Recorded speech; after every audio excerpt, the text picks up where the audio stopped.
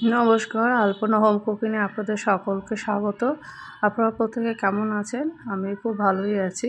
আমার কিছুদিন রান্না দিতে অসুবিধা ছিল, সেই জন্য দিতে পারিনি। তা আমি আজকে আবার নতুন একটা রেসিপি বানিয়েছি। রেসিপিটি দেখানোর আগে আপনাদের কাছে আমার ছোট্ট একটা রিকোয়েস্ট, যারা আমার চ্যানেলটাকে সাবস্ক্রাইব করেননি তারা সাবস্ক্রাইব করে আমার পাশে থাকবেন, এবং যারা করেছে তাদেরকে আমার অসংখ্য ধন্যবাদ। তা আমি এখানে কিছু শুটকি মাছ নিয়েছি, মন ভোলা। আমি মন ভোলা নামেই চিনি, আপনারা কী নামে জানেন জানি না। এটাকে আমি উষ্ণ গরম জলে অফ ক্যামেরায় ভালো করে পরিষ্কার করে নিয়ে কিছুক্ষণ ভিজিয়ে রেখেছিলাম, গরম জলে দিয়ে পরিষ্কার করে নিয়েছি। আর এই শুটকি মাছ আমি কিছু সবজি দিয়ে রান্না করব, সেই জন্য নিয়েছি সিম, আলু আর কোয়াশ। এবার সেটা কেটে সাইডে রেখে আমি একটা কড়াইয়ের মধ্যে এখানে কিছু পরিমাণ তেল নিয়েছি, 1 টেবিল চামচ সরিষার তেল নিয়ে আমি সেই মাছগুলোকে পরিষ্কার করে নেওয়ার পর টুকরো টুকরো করে কেটে নিয়েছিলাম, সেটাকে আমি হলুদ আর অল্প পরিমাণ লবণ দিয়ে ভালো করে মাখিয়ে নেব। যেহেতু এটা সামুদ্রিক মাছ, এখানে লবণের পরিমাণটা থাকে একটু মাছের মধ্যেই, সেই জন্য আমি সামান্য পরিমাণ লবণ দিয়ে ভালো করে মাখিয়ে নিয়ে তেলটা গরম হয়ে আসলে এটা আমি হালকা লাল লাল করে ভেজে নিয়ে নেব।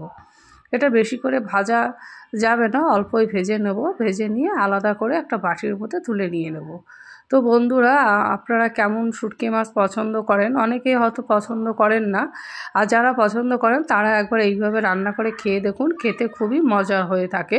এবার এই যে আমার মাছগুলো ভাজা হয়ে গেলে আমি একটা প্লেটে তুলে সাইডে রেখে দিলাম। এবার সেই তেলের মধ্যে আমি 2টো শুকনো লঙ্কা আর কিছু পরিমাণ পাঁচফোড়ন আর 3-4টে মানে কাঁচা লঙ্কা পেকে গেছে সেটাই বেটে এর মধ্যে দিয়ে দিলাম, আর একটা পেঁয়াজ কুচি করে কেটে দিয়েছি।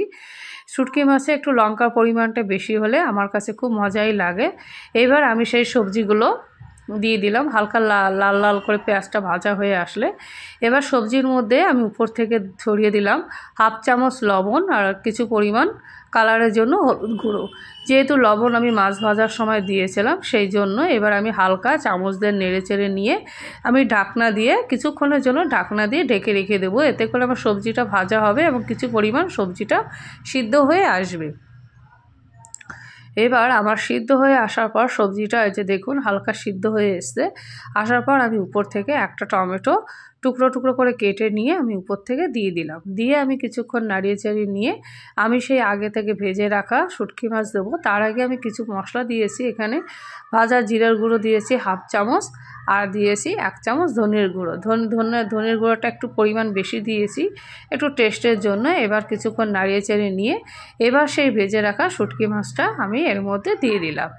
দিয়ে আমি ভালো করে নাড়িয়ে চাড়িয়ে নিয়ে আবার আমি কিছুক্ষণ মানে 1/2 কাপ মতন, মানে 1/2 কাপেরও কম আমি গরম জল দিয়ে দিলাম।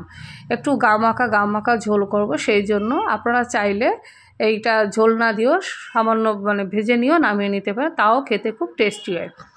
এবার এই যে সবজিটা আমার পুরোপুরি সিদ্ধ হয়ে গেছে এবং আমার রান্নাটা মোটামুটি প্রায় হওয়ার মতন, তখন আমি নামানোর আগে আমি কি করেছি, উপর থেকে একটু কিছু পরিমাণ মিট মশলা বা গরম মশলা ছড়িয়ে দিয়ে 5 মিনিট রান্না করে নিয়ে আমি সবজিটা নামিয়ে নেব। তো বন্ধুরা, কেমন হয়েছে আমার রেসিপিটা আমার কমেন্ট করে জানাবেন। প্রত্যেকে সুস্থ ভালো থাকবেন।